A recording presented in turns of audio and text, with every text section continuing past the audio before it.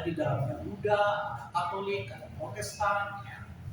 Jadi semua bergabung dan membuat pernyataan yang mengatakan bahwa Pak SBY itu ya, memiliki 9 kebohongan dan itu berlanjut terus ya, sampai saat kawan kita saat itu Effendi Ghazali sudah hampir lebih 22 kebohongan gitu. Saat itu ya di SBY.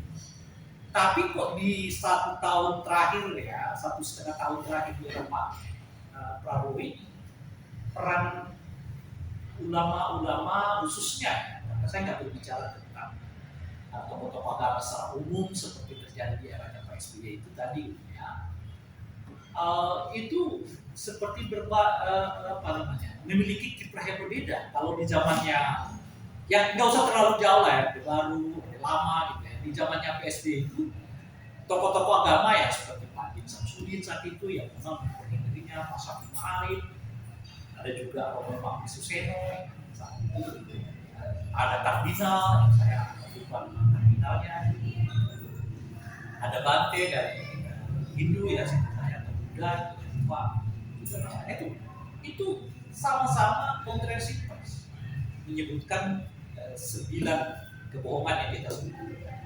Nah sekarang poin yang keluar itu bukan mencatat kebohongan-kebohongan pemerintah, tapi yang keluar itu adalah dukungan terhadap BOP, jadi bawaan menjaga persatuan dan kesatuan dan pemberitahuan bahwa ada kelompok-kelompok atau ormas-ormas agama Islam ini akan dilibatkan dalam program pemerintah. Kita masih ingat dulu kemarin lah, jangan dulu ya. Misalnya MUI sebelumnya itu kan kencang sekali menolak BOP. Jadi begitu ketemu dengan Presiden Prabowo, sebaliknya mendukung. Setelah ada serangan Israel Amerika, ya minta untuk jadi enggak, mereka mendukung dulu gitu ya. Tiba-tiba beberapa hari setelah itu dijanjikan akan mendapat kantor yang tingginya sampai 40 tingkat gitu ya. Lalu pecahlah perang Amerika Israel versus Iran itu. Nah mereka menyerukan kembali untuk keluar, tapi di pertemuan kemarin mereka menyetujui lagi gitu. Ada suara kan? Ada setidaknya ada suara gitu ya. Apakah kita nggak tahu MUI ini apakah betul-betul mendukung untuk keluar atau diam-diam tetap menyetujui, kita tahu. Nah inilah yang kita alami saat ini kawan-kawan sekalian, dan oleh karena itulah kita mau mendiskusikan soal yang tema ini, sejauh apa sih sebetulnya peran ya pemuka-pemuka agama di tengah situasi yang kita alami saat ini gitu. Nah bersama saya ini sudah hadir Ahmad Wakil Kamal, beliau juga ya di barisan oposisi Indonesia itu. Sembari kita menunggu kehadiran Bung Ubedillah Badrun yang tahu sendiri di Jakarta macam-macam dapur, apalagi menjelang buka puasa seperti saat ini gitu ya. Dan oleh karena itu saya akan persilakan dulu kepada Bu Wakil untuk menyampaikan pokok-pokok pikirannya terkait dengan tema kita hari ini. Silakan.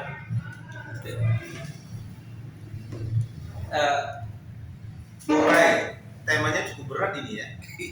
Bicara ulama kita ini, apalagi saya santri harus mengkritisi para kiai. Tapi memang ketika waktu kecil saya mendengarkan cerita dari ayah saya, karena ayah saya itu guru ngaji kampung, tentang Bal'am bin Ba'ura. Bal'am bin Ba'ura ini adalah seorang ulama zaman seorang intelektual, ulama zaman Bani Israel, zaman Nabi Musa. Selama saat itu adalah pendukung setia Nabi Musa, perjuangan Nabi Musa. Tapi karena iming-iming harta, iming-iming kekuasaan, dan mungkin ada iming-iming wanita dan sebagainya, akhirnya justru mendoakan keburukan bagi Nabi Musa dan kaumnya. Akhirnya Bal'am bin Ba'ura ini akhirnya dikenang dalam sejarah Bani Israel itu adalah seorang ulama yang kemudian mendukung kekuasaan. pada waktu itu. Jadi berpihak pada kekuasaan sehingga mendoakan supaya Musa dan kaumnya itu mendapatkan malapetaka. Karena doanya sangat mustajab, karena seorang alim, seorang suhud, seorang yang luar biasa pada zamannya, seorang Balaam ini. Nah, ini cerita ayah saya pada waktu kecil saya udah diceritain itu tentang ciri-ciri Balaam ini. Saya khawatir hari ini Balaam ini akan muncul memang, sehingga ketika berhadapan dengan kekuasaan yang zalim, seharusnya sebagai ulama warasatul anbiya, ulama sebagai waris para nabi, yaitu menegakkan amar ma'ruf nahi mungkar, hari ini bungkam karena dunia. Ini penting menjadi catatan kita sore ini. Apakah zaman Nabi Musa yang kemudian seorang cendekiawan, seorang ulama, seorang yang doanya mustajab, kemudian berpihak kepada kekuasaan sehingga dicap? Makanya dari cerita ini muncul apa yang disebut oleh ulama jahat, karena membela kebatilan, membela kekuasaan yang batil. Hari ini kan kita tahu bahwa rejim ini, pemerintahan Prabowo buat ART, kerjasama dengan Amerika dalam ART itu, dan kemudian juga masuk dalam BOP. Satu meja dengan Netanyahu, dengan Israel, yaitu Board of Peace. Jadi untuk perdamaian sih, namanya sih enak, tapi beberapa hari setelah diresmikan muncul yang namanya serangan Israel bersama Amerika kepada Iran. Jadi ini urgensinya sudah betul-betul. Board of Peace itu adalah omong kosong saja, sehingga kita tahu bahwa ketika Indonesia sampai hari ini masih ada menjadi anggota Board of Peace tidak keluar, kemudian ART yang merugikan bangsa kita, ini jelas-jelas kita ada di ujung tanduk. Apalagi krisis dunia di depan mata, krisis multidimensional sekarang di depan mata. Kemudian minyak mentah dunia sudah naik meroket menjadi dari 72 per barel dolar, kemudian sekarang menjadi 118 dolar per dolar ya, dolar Amerika, 118 dolar Amerika per barel. Sehingga siap-siap bangsa Indonesia akan menghadapi keadaan yang luar biasa juga. Tidak boleh tidak, kita akan siap-siap menghadapi kelangkaan BBM. Sebentar lagi mungkin pertama plus itu juga akan naik. Pertalite untuk 1 bulan mungkin masih bisa ditahan, tapi kalau Pertalite nggak naik dalam jangka beberapa bulan, subsidi akan jebol, APBN kita kacau balau, ya otomatis sangat berbahaya bagi kita ke depan. Oleh karena itu, maka saya kira kita ini sudah krisis kepemimpinan umaro, dan juga sekaligus kepemimpinan ulama. Ulama seharusnya menjadi pelita di tengah-tengah kegelapan. Tapi hari ini ulama ketika kritis sedikit untuk menolak masuk di BOP, dipanggil ke istana, kemudian keluar dari istana mendukung BOP.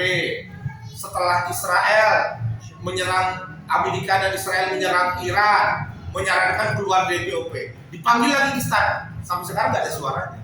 Ini kita tidak ada pemandu secercah lilin di kegelapan, karena ulama pun sekarang tidak tegas. Apakah karena kita sudah terlalu hubut dunia, sudah terlalu mencintai dunia, sehingga organisasi-organisasi besar seperti NU, Muhammadiyah pun hari ini disibukkan dengan MBG.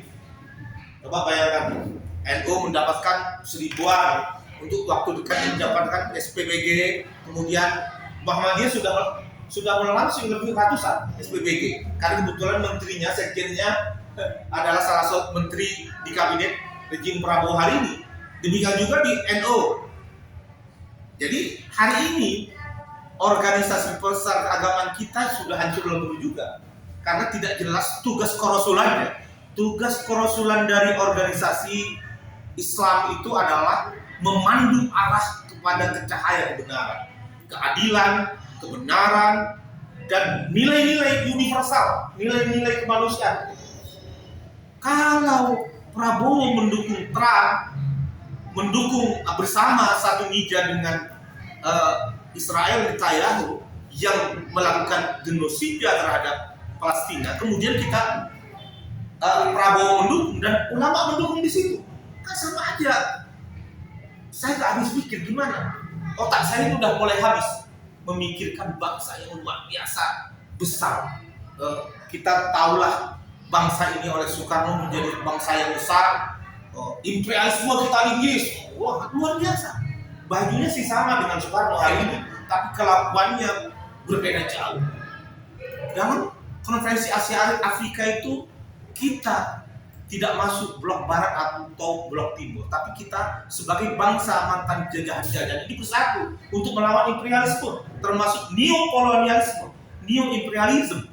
Tapi hari ini dengan ART, dengan perjanjian kita yang awalnya 32, kemudian 20% kita tarik oleh Amerika, kemudian negosiasi lewat ART menjadi 19.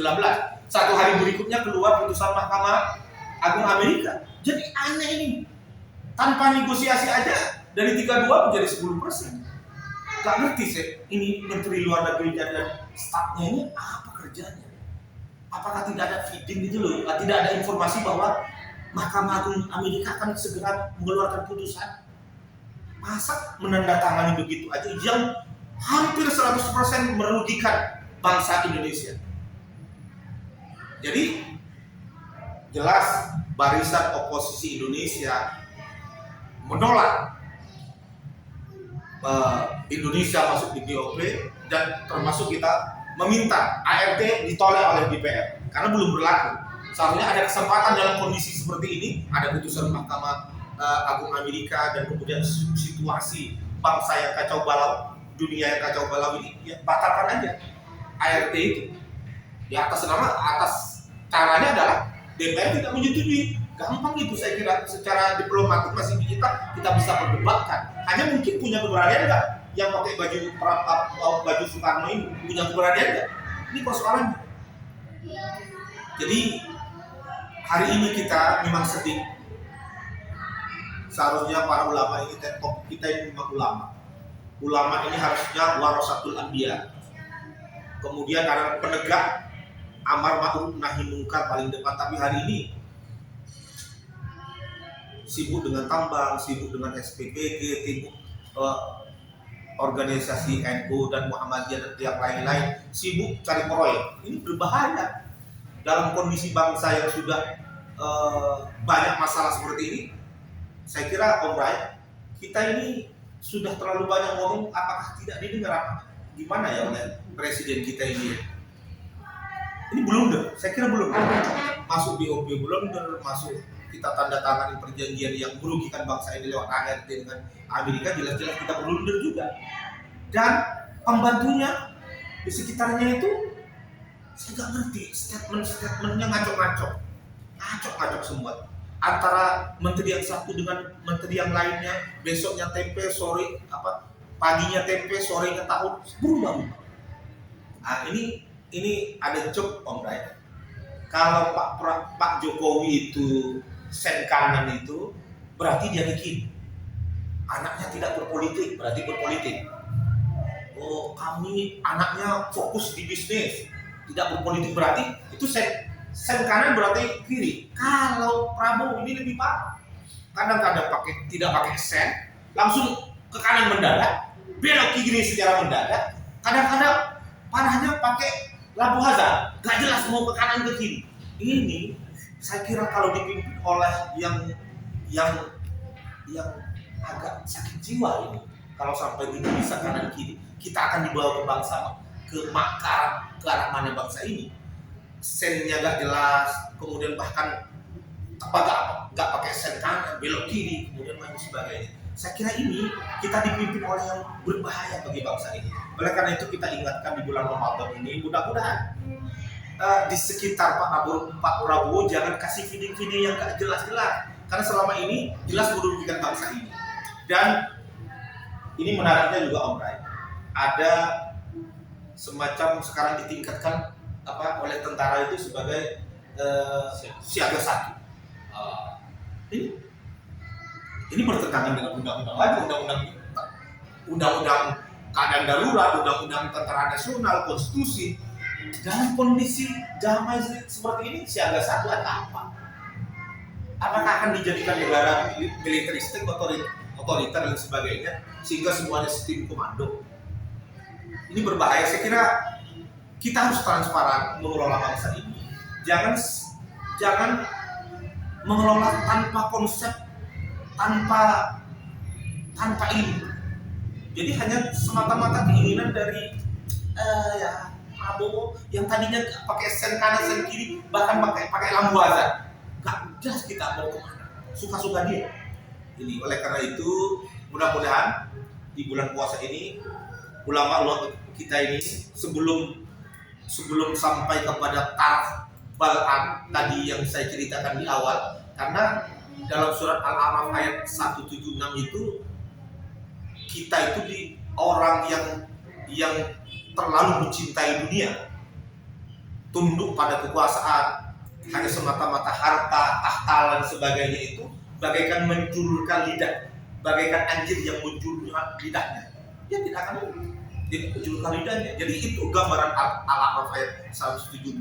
Saya kira mudah-mudahan ini peringatan keras bagi seorang santri jalanan ini. Santri udah jalanan ya, Om Rai dulu kan pesantren, kayak saya ini pesantren di lama itu.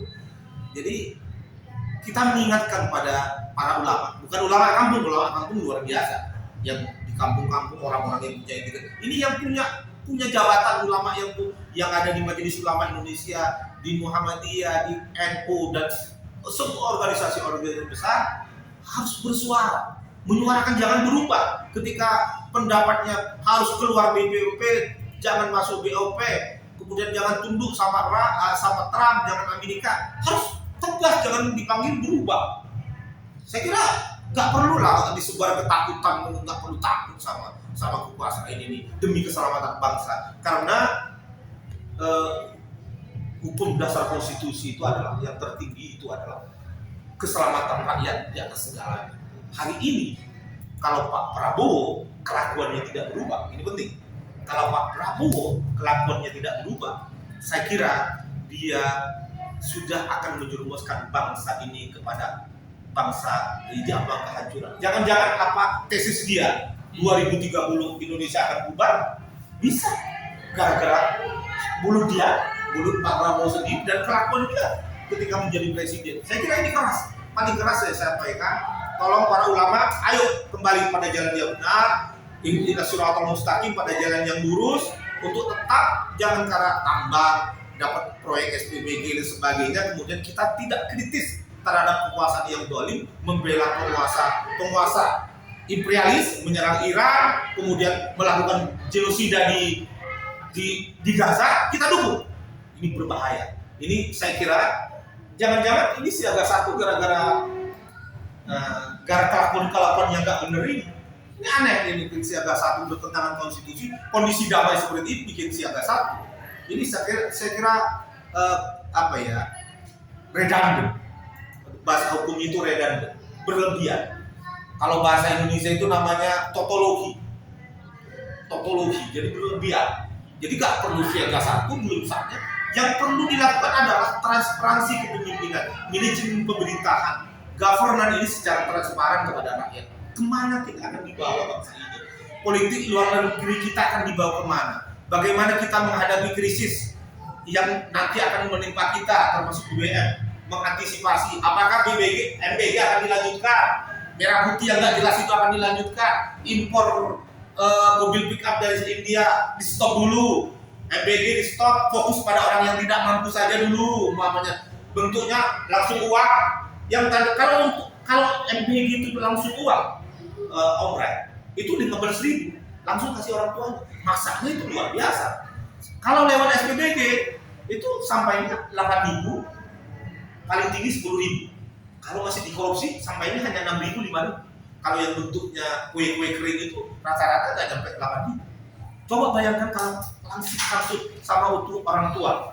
Nah ini Om Bodek udah datang macet tadi. Jadi ini sabar dulu dia. Iya, sabar dulu ya.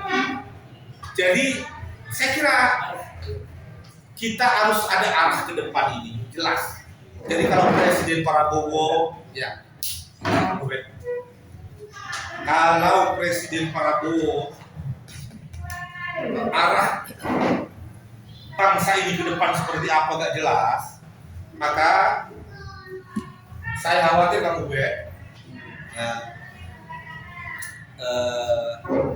ramalan beliau, mudah-mudahan tidak benar ya, mudah-mudahan tidak lagi mungkin pada waktu itu lagi marah, ya kan ini presiden ini tahun 2030 bubar, jangan-jangan di tangan dia. Kalau tata kelola pemerintahan yang tidak transparan, tidak jujur, kemudian banyak hanya mengikuti hawa nafsu mereka untuk mempertahankan kekuasaan, saya khawatir khayalannya bisa terjadi. Oleh karena itu, marilah antara ulama dan umaroh bersatu untuk tetap di jalan kebenaran, di jalan keadilan, di jalan kemanusiaan. Hari ini saya kira barisan oposisi Indonesia meminta saudara Prabowo Presiden Republik Indonesia segera mengecam terhadap serangan Israel Amerika terhadap Iran. Melanggar hukum internasional, masa sampai sekarang tidak ada kecaman?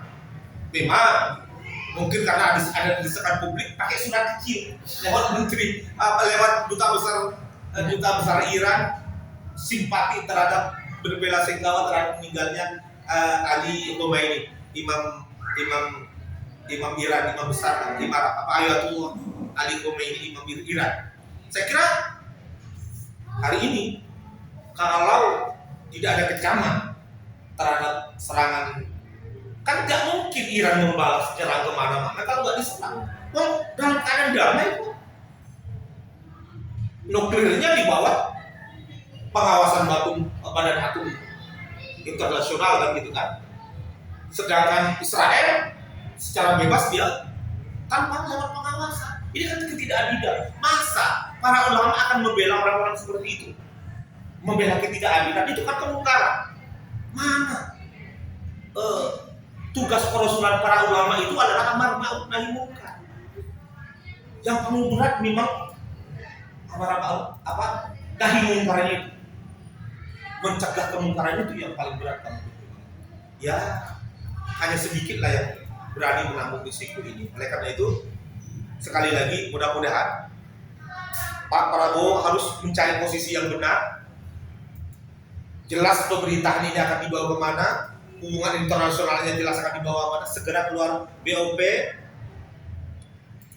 kemudian ART untuk sementara dianggap tidak berlaku, tidak disetujui oleh DPR. DPR menolak terhadap pembelokan ART yang tidak resiprokal ini, yang tidak berimbang ini.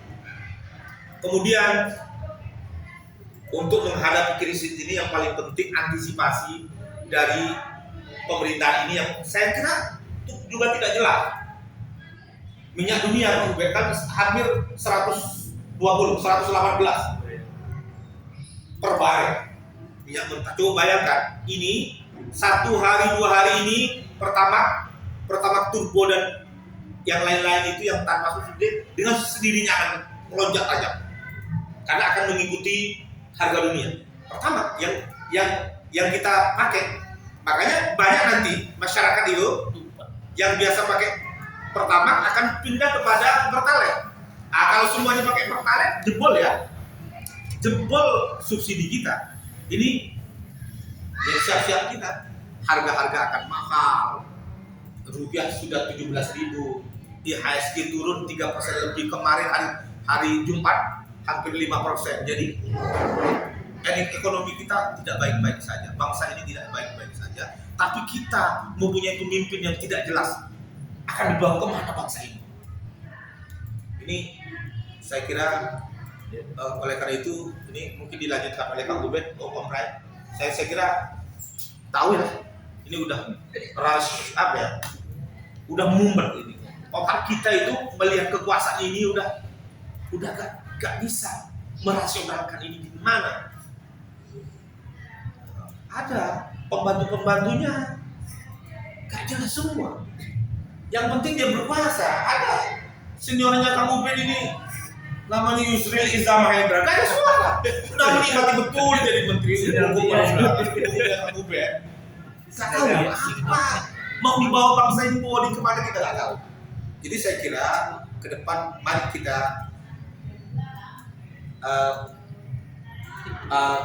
barisan ini kita harus luruskan, harus rapikan, kemudian harus kita kuat supaya kita menghadapi goncangan-goncangan yang cukup besar ke depan. Saya kira ini kalau sekiranya ada perubahan besar, nggak tahu, mudah-mudahan bangsa ini akan jauh lebih baik ke depan. Terus terang terhadap kekuasaan ini saya nggak banyak berharap karena sampai sekarang tidak ada tanda-tanda Lailatul Qadar dari kekuasaan itu untuk akan membawa bangsa ini kepada arah kebaikan. Ada tanda-tanda malam Lailatul Qadar pada wajah kekuasaan hari ini. Yang ada adalah kegelapan. Saya tahu sebelum Kang Ubed tadi, ini lebih parah dengan Jokowi. Kalau Jokowi sen kanan, itu berarti sen kiri. Belok kiri. Sen kiri berarti belok kanan. Kalau ini gak pakai sen Kang Ubed. Jadi suka-suka Prabowo belok kanan, atau belok kiri secara mudah, lurus maju, bahkan sekali-kali pakai lampu hazard, sehingga yang di belakang itu nggak tahu kan mana. Dan sampai hari ini bangsa ini, kondisi bangsa ini keadaannya begini.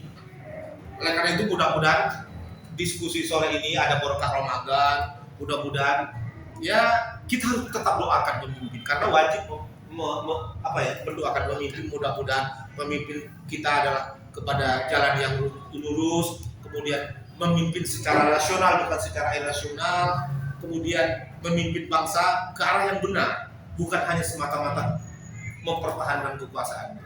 Ini kayak mimbar bebas, saya gak cocok loh kalau diskusi seperti ini, Bung Rai. Jadi saya terakhir aja ini diajak diskusi. Selanjutnya Bung Rai aja teman-teman ini ya. Makasih. Ya. Kasih Bung Wakil ya.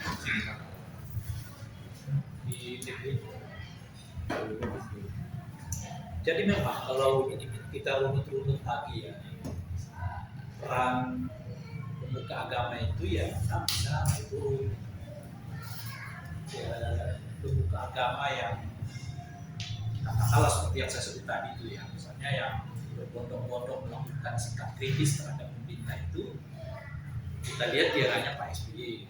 Jadi kita tidak perlu terlalu jauh sampai ke Soeharto, Soekarno, eranya Soekarno dan Soeharto itu seperti kita ketahui banyak sekali itu ulama-ulama yang ya dibicarakan itu karena sikap politik mereka. Misalnya ya kita kan menjauh Soekarno, tidak lagi berbilang kalau misalnya Soeharto kan bajunya baju Soekarno loh, right? Baju Soekarno banget. Era Soeharto itu ya seperti kita ketahui ada topinya yang di sini. Tapi topinya Bung Karno dipakai Om Rai. Di Lampung, di Aceh juga. Nah mungkin era di mana kelompok agamawan bersikap kritis, sekarang mungkin agak eranya bukan begitu lagi gitu. Mungkin ya eranya sekarang ini adalah mereka ikut serta di dalam kekuasaan. Nah, kenapa begitu kawan-kawan sekalian? Saya kira ada dua ya, faktor. Faktor pertama, saya sering menyebut akhir-akhir ini munculnya kultur pejabatisme di dalam hampir semua aspek kita di dalam berbangsa dan bernegara. Kultur pejabatisme itu ditandai dengan orang semua kesedot ke infrastruktur negara. Ya, semua tuh orang sana. Nah yang kedua, infrastruktur pejabat itu dianggap adalah bukti nyata jasa terhadap negara. Jadi kalau ditanya misalnya apakah Anda punya jasa kepada negara ini, akan jawab dengan saya sudah jawab ini. Jadi para pembayar pajak, para petani yang sabar menunggu buku datang itu nggak dianggap berjasa bagi negara ini. Ada guru-guru yang sampai sekarang baru 300.000 gitu ya, itu dianggap bukan berjasa. Jadi ukuran berjasa nggak berjasa kepada negara ini tergantung pada jabatan apa. Nah ini kita juga lihat nih di komentar-komentar misalnya kan, baik di Facebook apapun, apa sih jasamu bagi bangsa ini, itu seolah-olah kalau menjabat baru berbakti, baru berjasa kepada bangsa. Nah itu yang saya sebut ciri kedua dari yang saya terapkan sebagai negara pejabat. Dan oleh karena itu ada ciri ketiga itu adalah menjabat itu sangat mulia, dan muliakan. Ada kawan-kawan yang mungkin termasuk di TikTok maupun di Instagram. Rasanya nggak lengkap setiap kegiatan kalau nggak dihadiri pejabat. Nah, kita kawinan anak atau Anda kawinan ya kawan-kawan sekalian. Sekecil apapun kawinan itu kalau pejabat datang itu apa namanya? Prestisiusnya naik gitu. Sebaliknya semewah apapun ya, perkawinan itu, pesta kawinan itu dibuat, nggak ada pejabatnya, orang anggap itu kosong aja gitu. Bukan ada pejabat ya. Nah, saking prestisiusnya ya, jabatan itu, seorang koruptor kembali ke jabatan itu tetap dielulukan, gitu. Tetap dianggap orang berjasa gitu. Padahal udah nyuri kita gitu. Kembali dia ke kekuasaan itu. Oleh karena itu di Republik ini cara menghapus kejahatan korupsi itu mudah. Kembali lagi pejabat gitu. Nah itu cara yang paling efektif untuk menghapus tanda kutip ya dosa kita terhadap bangsa dan negara, yaitu kembali jadi pejabat gitu. Makanya para koruptor itu berusaha kembali ke politik gitu, karena itu cara mereka yang efektif untuk tanda kutip ya menghapus dosa mereka kembali gitu.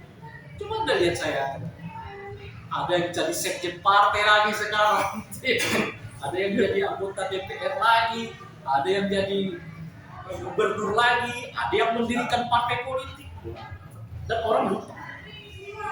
Nah, kultur pejabatisme inilah yang membuat menurut saya rontoknya ketahanan orang untuk berada di luar kekuasaan. Karena nggak mudah berada di luar kekuasaan, sudah nggak dapat bagian kekuasaan, nggak ada penghormatan, Anda dihina lagi, plus rentan dengan kriminalisasi. Anda bayangkan, jadi orang nggak mau di posisi itu karena berbanding terbalik dengan orang menjabat. Orang menjabat itu kan dia dihormati, dapat jabatan, dapat duit, gitu loh Pak, dapat fasilitas dan dipuji. Sementara yang sebaliknya orang nggak menjabat, ya kan, nggak dapat uang, ya nggak dapat pujian, yang ada dalam maki-maki, ya kan, dianggap kamu ini karena nggak dapat jabatan. Jadi cuma ada yang nggak lihat ya, selalu itu teriak-teriak karena nggak dapat jabatan. Dan yang terakhir itu adalah potensial dikriminalisasi. Jadi nggak ada orang yang mau teguh di sini. Nah, oleh karena itulah salah satunya kehadiran BOP ini adalah merangsang kita semua untuk menyatakan bahwa oposisi itu sesuatu yang mulia. Oposisi itu bagian dari bakti terhadap bangsa dan negara ini. Sebab kalau nggak ada oposisi, kejadiannya kayak BOP gitu loh Pak. Ya kan? Prabowo jalan sendiri gitu. Setelah jalan sendiri baru dia undang-undang ulama ini gitu kan. Dia jalan sendiri dengan RAT-nya ya kan, dengan perjanjian dagangnya. Setelah itu baru dia undang gitu. Jadi tokoh-tokoh ini jadi semacam pemadam kebakaran. Ngapain lagi mendiskusikan coba? Kalau disebut kita diskusi apa orang beri tanda tangan kita adu di sana gitu ya kan? Yang ada adalah dengan tegas sekali sebetulnya undangan itu meminta supaya tokoh-tokoh agama itu ikut saja dengan kebijakan pemerintah. Kalau mau ya ajak dulu pemerintahnya sebelum ditandatangani dan sebagainya. Nah, itulah efek yang kita alami saat itu. Situasinya memang kita alami saat itu. Nah, sekarang sudah hadir di tengah-tengah kita Bang Ubedillah Badrul. Nah, kita persilakan kepada beliau untuk menyampaikan.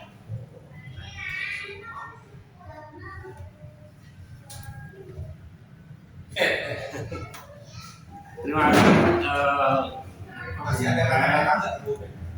Mulai dan wakil siapa ya telah bersama-sama untuk live di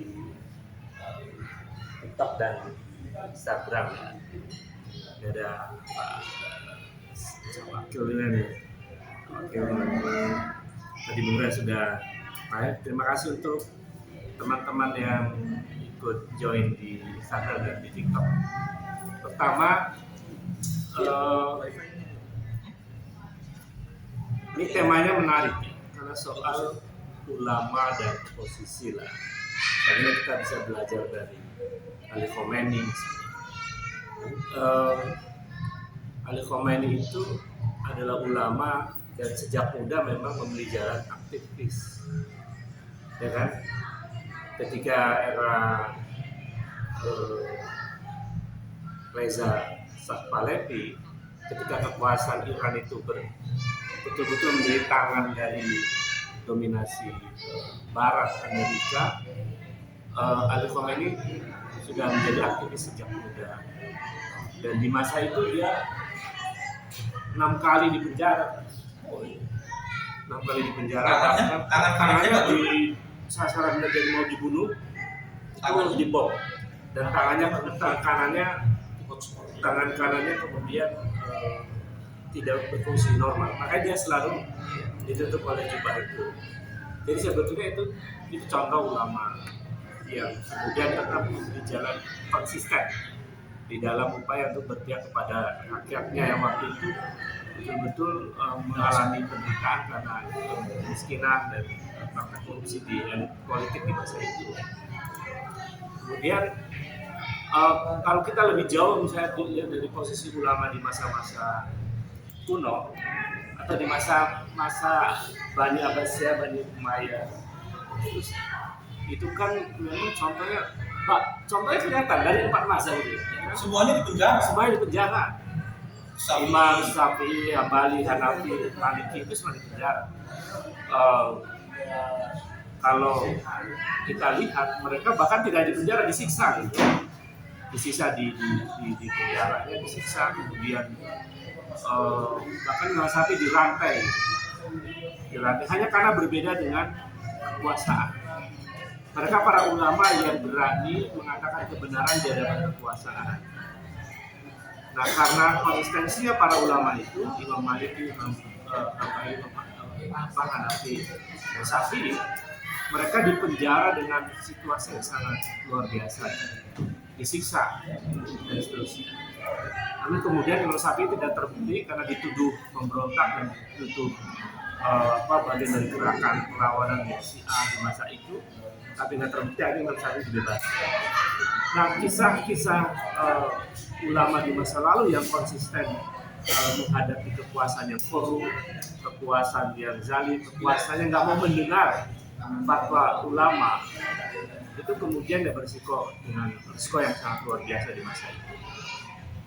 Nah, sekarang ulama-ulama sekarang di Indonesia ini ya saya harus mohon maaf ya, karena ini ulama ya. Ulama itu ada semacam ya Bung Rai, ada ulama apa nih? Ulama soleh, ulama su. Jadi sebetulnya dari situ kita bisa belajar bahwa ulama itu memang kaum terpelajar ya, kaum cendekiawan yang memiliki keteguhan terhadap ilmu pengetahuan. Jadi ulama itu juga sebetulnya adalah orang yang berilmu tapi berpihak kepada kebenaran, yang memperjuangkan kebenaran itu dan tidak kemudian menyerah dengan keadaan. Nah, apa yang terjadi hari ini sebetulnya itu adalah realitas yang harus kita kritik ya, karena fungsi ulama sebagai sumber fatwa kebenaran itu kemudian mengalami sikap yang melenceng dari peran itu. Jadi kalau dalam terminologi agama, ulama itu adalah warisatul anbiya, pewaris para nabi, itu sudah bergeser loh. Bukan lagi pewaris para nabi, tapi waris suatu batu bara. Warasatul batu bara. Batu bara. Jadi pewaris batu bara, gitu. Tambang ya, dan lain-lain. Menurut saya kita berhak lah, punya kewajiban moral untuk mengkritik para ulama itu. Oleh karena itu, kalau kemudian negara itu makin ngaco, mungkin kita juga mulai berpikir jangan ini juga dosa para ulama. Ulama dan umaro itu Ya. satu nafas. Di satu sisi umaronya bermasalah, lalu ulamanya bermasalah. Jadi umaro dan ulama ini bersatu dalam kezaliman. Kan ngeri ya ini. Nanti ada yang marah. Ya, karena persoalkan mendiamkan kedoliman adalah kedoliman itu Betul. sendiri. Membiarkan kezaliman adalah bagian dari kezaliman itu. Jadi menurut saya ulama memang perlu dikritik. Apalagi mendukung ya. Membiarkan saja itu bagian dari kezaliman, apalagi mendukung kekuasaan yang justru menindas rakyat.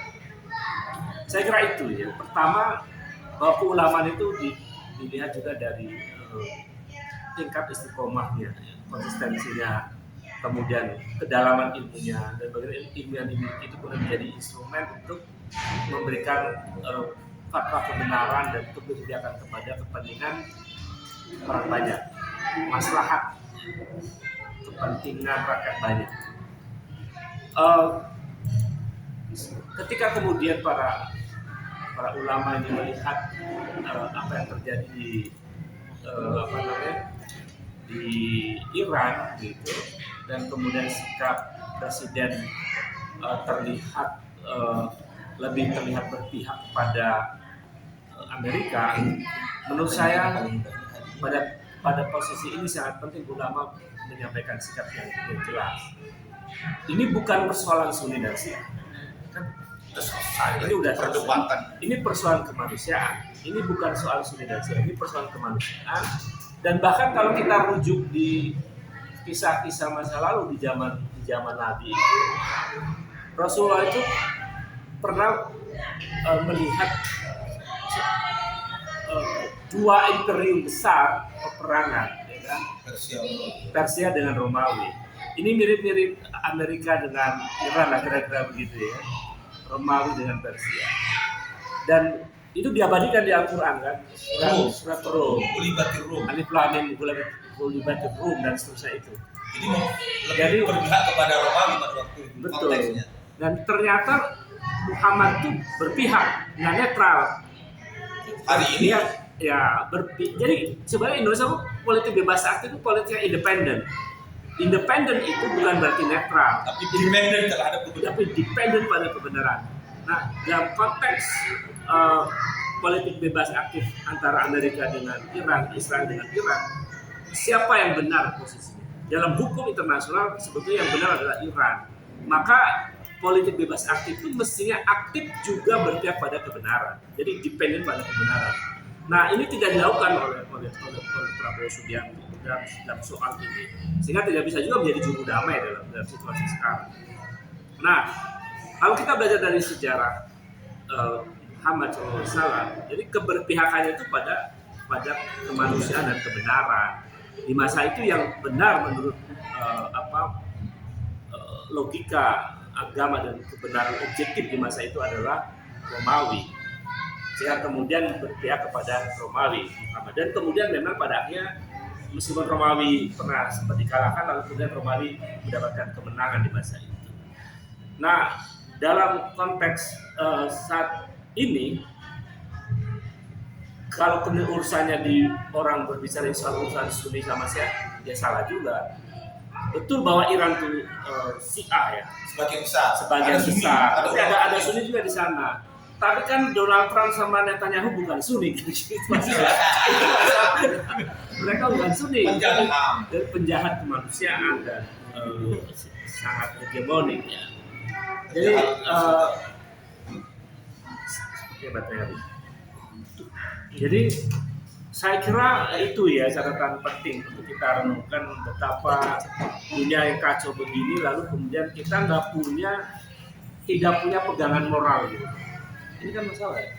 Pemandu moral negara ini hilang. Padahal yang diharapkan kita mendapatkan panduan moral dalam bernegara itu kan pertama adalah ulama, pendeta, biksu. Itu kan panduan moral dalam bernegara dan lain-lain ya. Tokoh-tokoh agama itu harus menjadi panduan moral. Yang kedua adalah kaum cendekiawan, para guru besar, para ilmuwan, yang atau bahasa lain yang disebut dengan intelektual. Intelektual itu tidak hanya profesor dan akademisi. Intelektual itu menurut Noam Chomsky adalah mereka yang berani untuk to speak the truth, berani mengatakan kebenaran, berani mengatakan kebenaran. Itu penting ya untuk memberikan penegasan bahwa kaum intelektual itu bukan hanya mereka yang guru besar, gitu. Bukan hanya mereka yang sarjana, akademis atau dosen, tapi seluruh mereka punya komitmen besar kepada keberpihakan pada kemanusiaan, kebenaran, dan keadilan dari semuanya. Itu intelektual. Nah, ulama itu dalam konteks studi tentang gerakan sosial macam-macam, dia adalah intelektual, punya peran untuk berpihak pada kebenaran. Nah, saya kira apa yang terjadi di Indonesia sepertinya ulama sudah bergeser, dan itu Tapi ini ulamanya, tapi kalau ulama kampung, iya kiai betul. kampung, Nah itu makanya ada kategori ulama ya, kan ada ulama su, ada ulama ya khair khair lah, lah. gitu ya. Ulama baik, ada ulama yang bermasalah. Saya kira tidak semuanya. Nah ulama-ulama yang baik ini banyak tuh di kampung-kampung ya. Punya otoritas fatwa lah kalau Punya di luar. otoritas fatwa yang luar biasa, dan ulama-ulama yang masih konsisten ada di Indonesia, yang masih mengingatkan mana yang benar, mana yang salah, dan seterusnya. Jadi saya kira ini problemnya, karena dampaknya pada kerusakan demokrasi, korupsi yang merajalela, tidak jelasnya arah negara, pembangunan yang ngaco dan seterusnya. Itu karena peran kontrol dari pemegang otoritas moral itu runtuh, tidak lagi menjadi bagian penting dari penjaga demokrasi, penjaga kemanusiaan, penjaga keadilan, dan lain-lain. Saya kira itu ya Bung Rai dan Cak Wakil. Nah, dalam situasi Indonesia yang hari ini, apakah kemudian Prabowo akan selamat dari jurang persoalan ini? Saya sih melihatnya agak berat. Gak berubah persoalannya. Karena pertama problem internal kita itu luar biasa. Prabowo sampai hari ini tidak mampu membongkar korupsi kelas kakap secara serius. Itu misalnya. Prabowo juga gagal kemudian membangun demokrasi yang sehat. Meskipun baru 1 tahun lebih ya, 2 tahun ini. Gagal karena ternyata fakta empiriknya banyak penangkapan yang tak berdasar ya. Sampai hampir 1.000 orang gitu kan pada peristiwa Agustus yang lalu itu di masa rejim Prabowo. Prabowo juga gagal kemudian membangun ruang kebebasan sipil yang bisa kemudian merdeka menyampaikan pendapat tanpa ada rasa takut. Sekarang tuh banyak akademisi yang takut tuh berbicara, banyak karena takut dikriminalisasi. Di Bung Rai bercerita takut kriminalisasi, takut ditangkap, takut dipenjara. Itu kan Takut gak dapat proyek, takut nggak dapat proyek, takut banyak dan macam-macam lah. Itu semua adalah fakta empirik untuk menunjukkan bahwa represi simbolik dari kekuasaan begitu kuat ya, yang kemudian membuat rasa takut di publik. Dan itu yang terjadi. Itu soal demokrasi. Belum soal-soal yang lain. Soal penegakan hukum ya, yang indeksnya hanya 0,5 itu juga rendah. Bagaimana hukum berjalan dengan baik misalnya. Fakta empiriknya banyak orang di penjara juga karena cara-caranya salah. Belum lagi soal nepotisme. Jadi kita juga semua heran tuh. mengapa misalnya banyak itu ponakannya ya, ponakan Prabowo jadi gubernur misalnya, itu kan meskipun mungkin secara hukum tidak dilarang, tetapi secara etik moral kenegaraan itu nepotisme. Jadi banyak persoalan yang di internal kita ini banyak persoalan. Nah, posisi Indonesia di eksternal juga problem karena citranya negatif sekarang gara-gara Indonesia lebih kelihatan pro kepada Amerika dan Israel begitu. Dan posisi yang sulit karena dampaknya ke ekonomi. Posisi yang sulit dampaknya ke ekonomi. Di tengah situasi yang begini ya persoalan pengangguran, ekonomi dan dapat perang yang aneh ini kan kemudian ketika Selat Hormuz ditutup, harga BBM naik gitu ya. Jadi situasi ekonomi makin memburuk karena situasi di mana BBM kemudian mengalami kenaikan. Di sebelah ada yang ramai nih, kita bersaing. Mudah-mudahan suaranya cukup. Jadi kita bisa melihat bahwa fenomena perang ini berdampak ke ekonomi kita. Karena ya mau nggak mau dampaknya ketika BBM naik, bahan bakar minyak naik, itu pasti dipastikan berdampak terhadap harga sembako. Harga sembako naik dan lain-lain, akhirnya mengalami situasi yang luar biasa. Pasti dipastikan daya beli masyarakat juga akan menurun. Nah ini situasi ini ya tentu dampak dari kegagalan dunia ya, untuk mengatasi situasi global. Hari ini sebenarnya sedang tidak ada kepemimpinan dunia yang mampu menciptakan perdamaian. Nah parahnya Prabowo masuk dalam lingkaran yang memperumit keadaan itu, ya kan? Mestinya Indonesia bisa menjadi juru damai dari persoalan global ini. Nah karena dunia makin terpuruk, nggak ada juru damai, nggak ada yang bisa menjadi tidak ada yang bisa menjadi mediator tidak ada yang bisa untuk menjadi mediator untuk mendamaikan situasi, dan itu yang kemudian menyebabkan situasi global makin terpuruk, situasi dunia makin terpuruk yang kemudian berdampak terhadap situasi nasional. Jadi apa yang terjadi dunia global ya, kita akhirnya terpengaruh juga. Dan itu mestinya ada peran penting dari Prabowo sebagai Presiden Indonesia yang memberi jalan jalan politik bebas aktif. Ya, kita sih melihat ini situasi yang sangat memprihatinkan. Saya kira itu dulu ya, masih on masih live. Baik, saya kira itu dulu. Kalau ada yang bertanya di banyak sekali. Banyak sekali ya pertanyaannya mungkin dia kalau saya bacain aja ya responnya. Boleh. Aduh, hilang. Kenapa? Jadi teman-teman terima kasih kalau ada yang memberikan komentar untuk melihat bahwa ini kok ada pertanyaan juga nih kayaknya.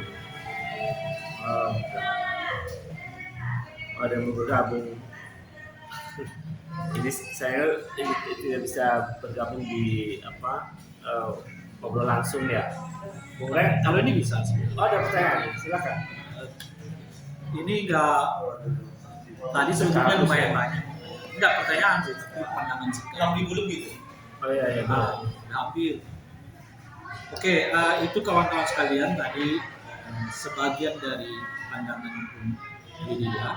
Saya tadi di tengah penyampaian materi dari media itu kita lobek ya sehingga mati, tapi sekarang sudah dapat bersama kembali. Nah, kawan-kawan sekalian, kenapa kita mengangkat tema ini? Karena kita tahu betul ya sekarang ini boleh disebut negara kita itu tanpa oposisi. Dan sebuah negara tanpa oposisi pada dasarnya mereka sedang membuka peluang bagi munculnya otoritarianisme. Nah, oleh karena itu di semua model pemerintahan, ya kan, selalu posisi oposisi itu dijinakkan, tentu dengan berbagai cara. Kalau nggak bisa dijinakkan dengan mereka masuk ke dalam, ya dijinakkan dengan berbagai intimidasi. Nah, di kita situasi sekarang ini yang kelihatan efektif menjinakkan kekuasaan, menjinakkan oposisi bukan dengan intimidasi, tapi dengan mengajak mereka serta masuk. Nah, itulah yang kita alami hari ini. Bahkan seperti Anda ketahui di parlemen misalnya, saya kira sampai saat ini hanya ada satu partai yang mungkin mulai memperlihatkan sikap kekuasaan dalam ini PD Perjuangan. Yang lain seperti kita ketahui bersama dengan semua. Nah, kalau ini yang saya sebut sekali oposisi formal yang di legislatif. Nah, oposisi non formal kan ada di dua sektor. Sektor pertama adalah yang saya sebut sebagai kelompok civil society. Nah, tokoh-tokoh agama masuk dalam kelompok ini, masuk dalam ini, beserta dengan kaum intelektual, kan, tokoh-tokoh organisasi ormas yang lain, di luar organisasi keagamaan, para kelas menengah ke atas, secara ekonomi itu masuk di dalam yang kita sebut pers bebas. Ya. Nah, itu masuk di dalam kategori yang kita sebut sebagai oposisi informal tadi. Nah, di luar itu hanya ada satu yang tersisa. Yang tersisa itu namanya oposisi jalanan. Dan oposisi jalanan ini rekan-rekan sekalian, itulah menurut saya salah satu contohnya yang terjadi di bulan Agustus 2025 yang lalu. Itu nggak ada komandonya, nggak ada ini kan. Orang jengkel aja turun ke jalan, tumpah ruah, mengekspresikan kejengkelannya. Jangan nggak ada maunya apa kita nggak tahu, tuntutannya apa kita nggak tahu.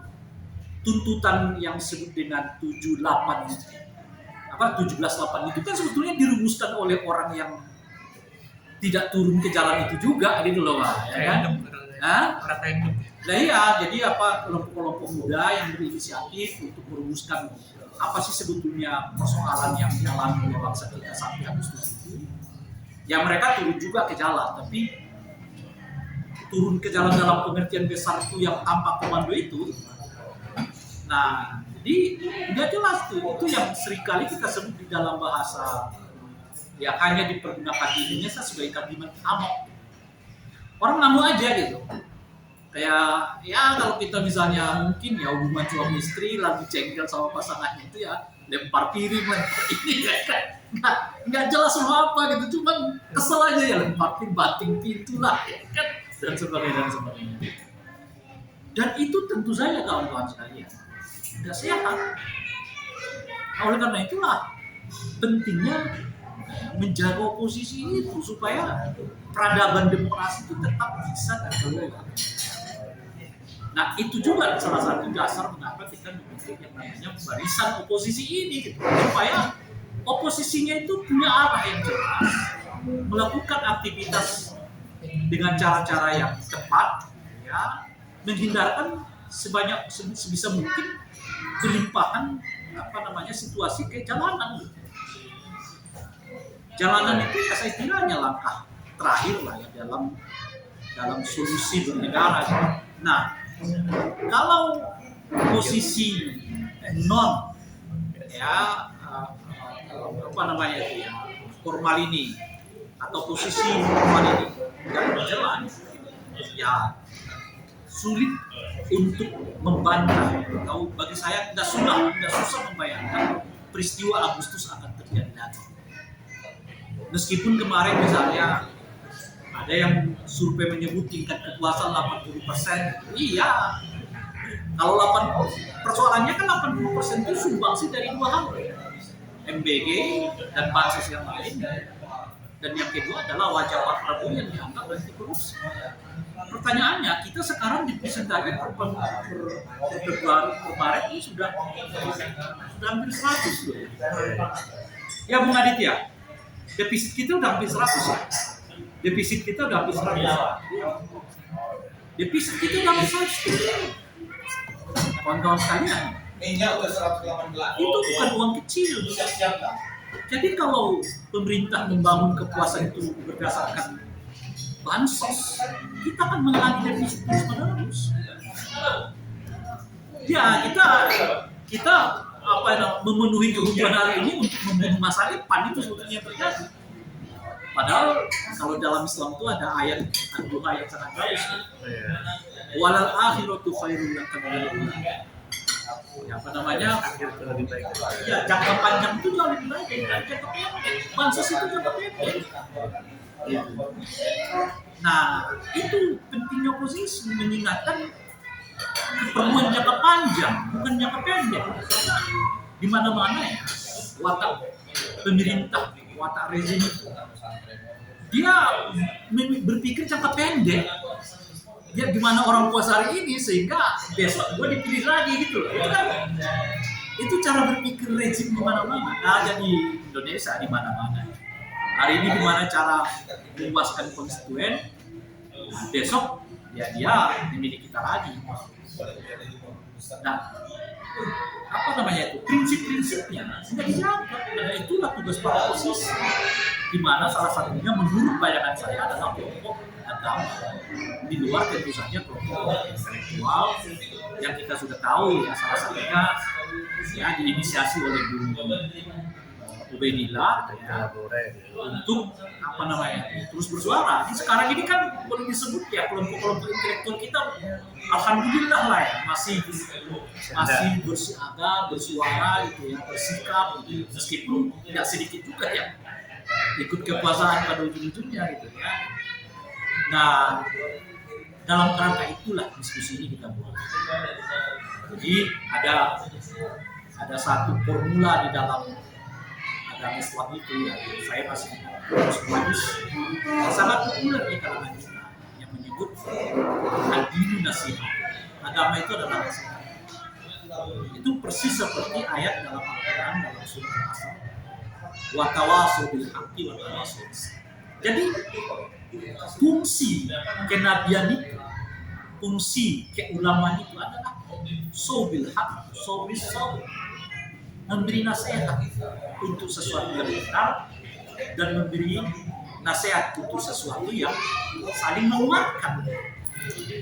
Nah, kalau yang kemarin itu saya tidak dengar itu tadi nasihat ke pemerintahnya ini apa gitu.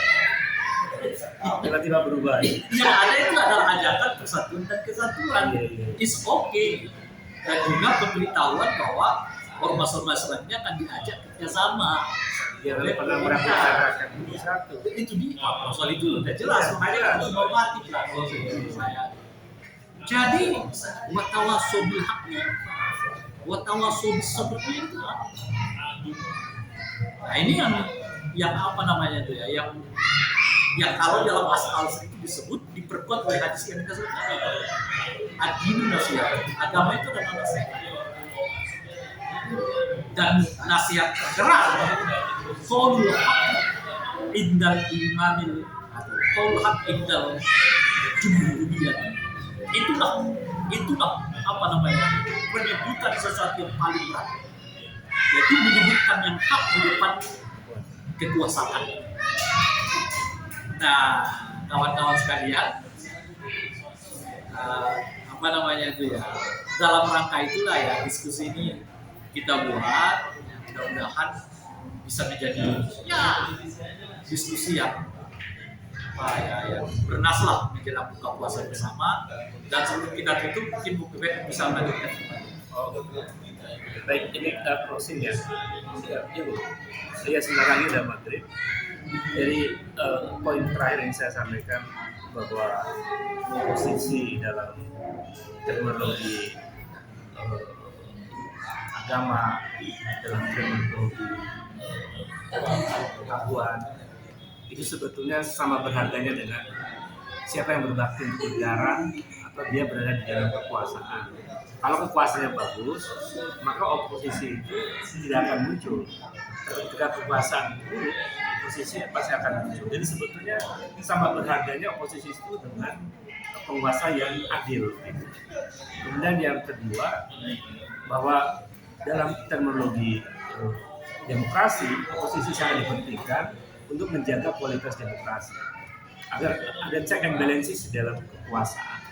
bahwa kekuasaan yang melenceng ada yang mengontrol dan seterusnya. Ketika tidak ada oposisi, maka kekuasaan itu akan makin rusak, kekuasaan itu akan makin buruk.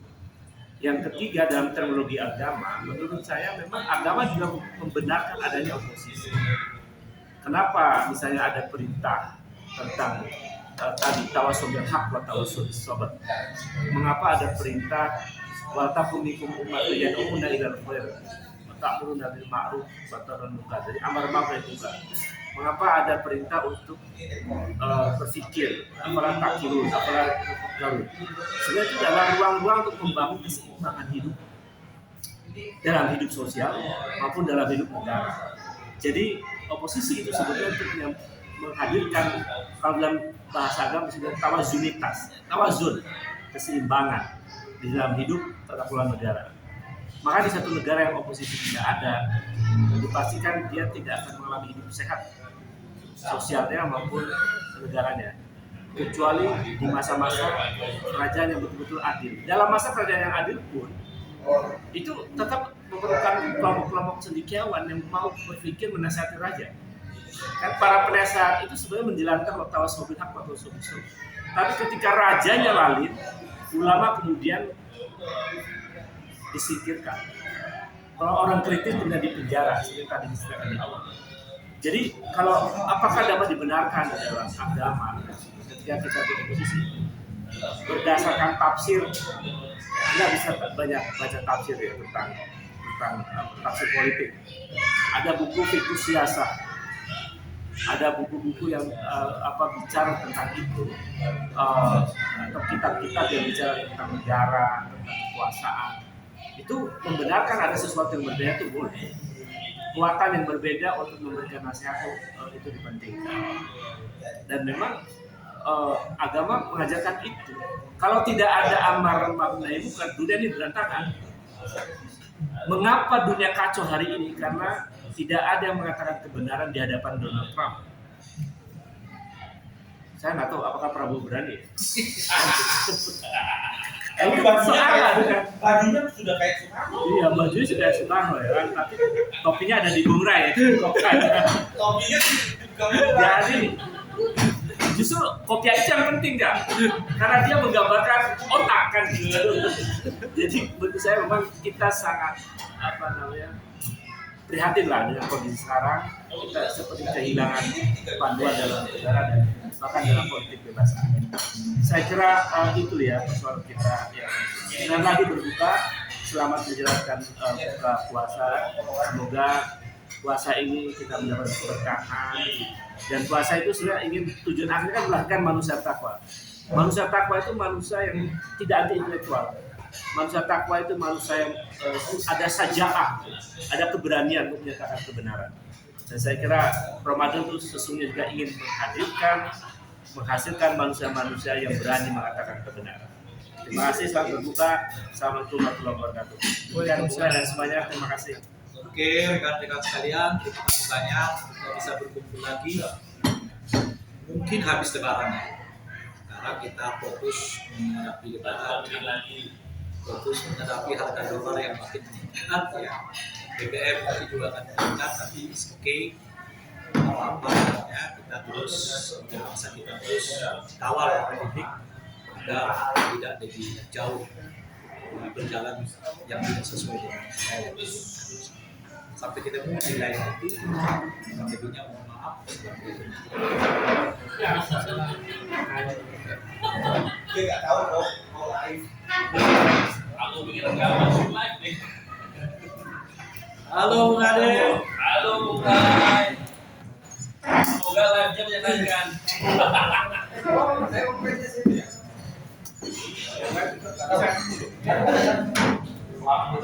Oh, syah. Bukan. Itu cukup